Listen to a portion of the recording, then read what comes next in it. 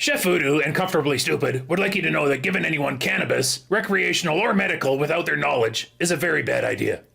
Don't do it. I feel the munchies coming on, they're taking over me. I need to get that voodoo magic inside my tummy. So here comes Chef John to show us all the way. We're cooking with marijuana the comfortably stupid way. Cooking with weed, let's get comfortably stupid. Comfortably stupid.